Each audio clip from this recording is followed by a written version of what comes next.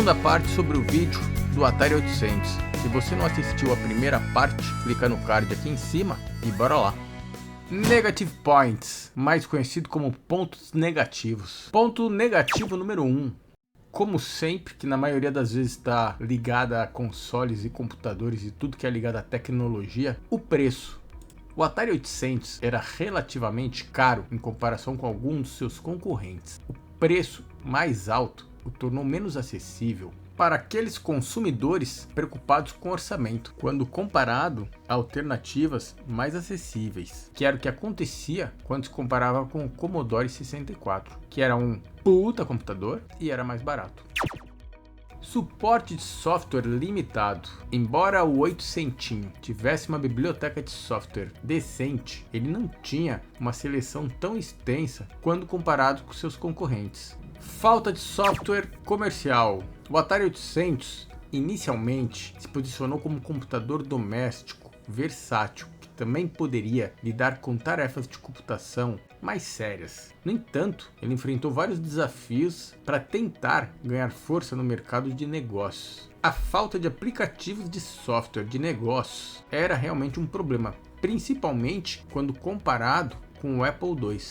Design do teclado. Apesar de ele ter um teclado mais elogiado do que o do Atari 400, quando comparado com os outros modelos, os usuários achavam que o seu design e a sensação tátil era menos satisfatória. Resumindo, o layout do teclado, o posicionamento das teclas e a experiência geral de digitação realmente não foram elogiadas universalmente. Quinto ponto negativo, e que esse realmente é uma marca registrada da Atari praticamente sempre.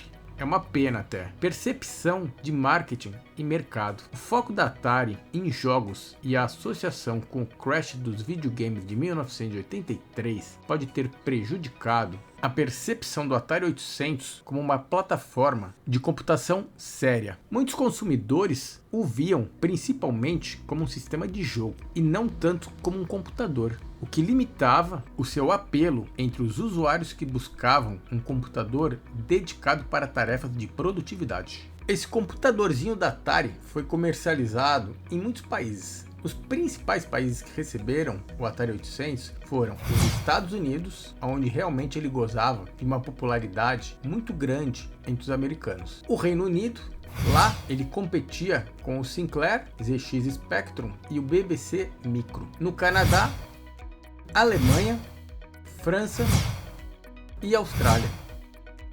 Quanto aos jogos, muitos jogos que faziam parte da biblioteca do Atari 2600 estavam presentes também no Atari 800. Inclusive, muitos deles, pode-se dizer, foram os best-seller. O conhecidíssimo Missile Command. I'm going out to inspect the troops. Yes, sir. Regular change today, General? This is Atari Missile Command. Millions of people are mad for it in thousands of game centers across the country.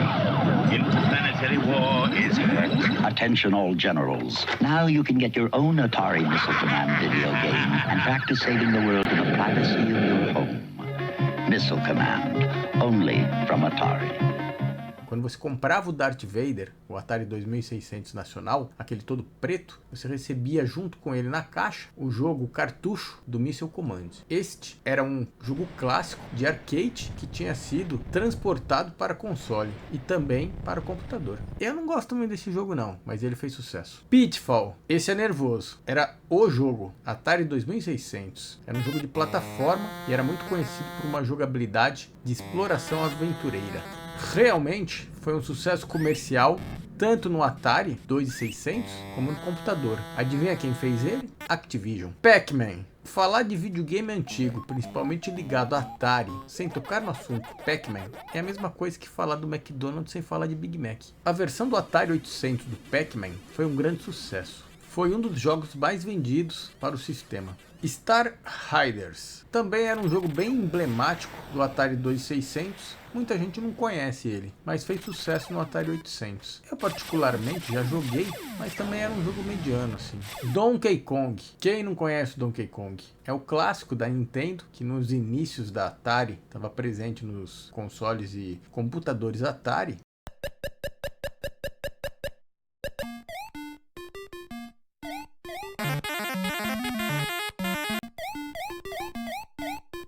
Trata-se de um jogo onde os jogadores controlam Jumpman, mais conhecido como Mario, ou Encanador, e ajudam ele a tentar resgatar uma donzela em perigo. Ghostbuster, Caçadores de Fantasma. Este joguinho foi baseado na popular franquia de filmes Ghostbuster, onde você tem que capturar fantasma usando um pacote de prótons e dirigindo o icônico veículo Ecto-1. Esse eu nunca joguei. O filme eu assisti. De maneira geral, quando a gente vê um Atari 800, não tem como não ficar impressionado com o seu tamanho, o seu peso e a sua robustez. Ele realmente é um console, um computador muito legal. É perceptível aquela sensação de que aquelas épocas dos anos 80, o que era feito para ter qualidade. Ele demonstrava muito bem esta característica. Tanto que muitos desses computadores permanecem em funcionamento até hoje. Até mesmo aqueles que não tiveram seus capacitores trocados.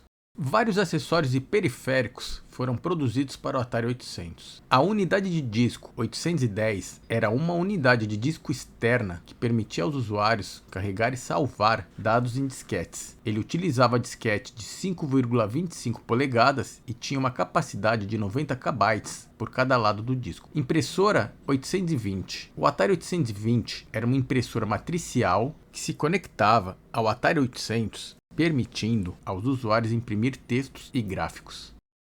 Atari 822, impressora termal. Era uma impressora térmica que proporcionava uma experiência de impressão mais silenciosa em comparação com as impressoras matriciais, que realmente sempre foram muito barulhentas. Utilizava um papel térmico para impressão. Atari 830. O Atari 830 era um acessório de modem que permitia aos usuários conectar seu Atari 800 a uma linha telefônica para transmissão de dados. Para que o Atari 830 funcionasse, ele deveria ser acoplado a um módulo de interface chamado Atari 850. Posteriormente, a Atari apresentou um novo par de produtos de comunicação. Era o Atari 835 Direct Connect Modem e o cartucho Telelink 2. Cada um oferecia melhorias substanciais em relação ao seu antecessor, e a combinação entre eles oferecia aos clientes da Atari acesso fácil a serviços de computador remoto, como compartilhamento de tempo ou banco eletrônico. O par funcionava em conjunto, fazendo com que a interface Atari 850 fosse dispensada. Teclado numérico Atari CX85. Este teclado numérico oferecia a opção de entradas adicionais para dados numéricos e cálculos. Atari CX77 era uma mesa digitalizadora. O Atari CX77 era um acessório de tablet sensível ao toque que permitia aos usuários desenhar ou inserir dados usando uma caneta. A resolução era baixa, 256 por 192 pixels. Para a época, era algo muito moderno, quase que inimaginável. Joystick Atari CX40 eram controladores de jogos padrão utilizados em Atari 800 para jogar jogos, logicamente. Assim como o Atari 2600, o seu joystick tinha o pino direcional e apenas um botão de disparo vermelho.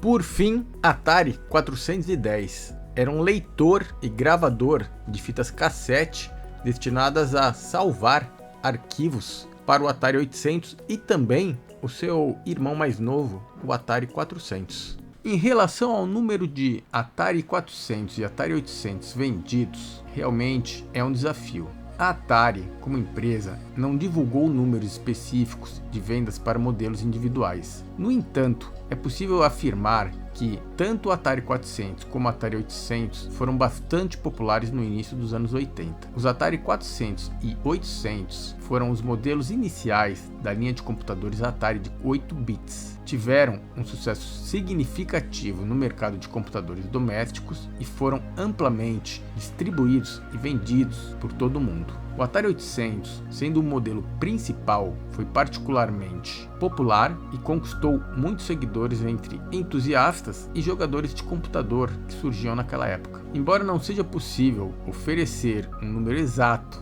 de unidades vendidas, estima-se que várias centenas de milhares de computadores Atari 400 e 800 foram vendidos em todo o mundo. Estas máquinas desempenharam um papel significativo na formação da indústria inicial de computadores domésticos e tiveram um impacto duradouro no cenário de jogos e computação daquela época. Esta foi a segunda parte da história do Atari 800. Obrigado por ter assistido. Se gostou, por favor, dê um like. Se não gostou, não precisa dar. Valeu!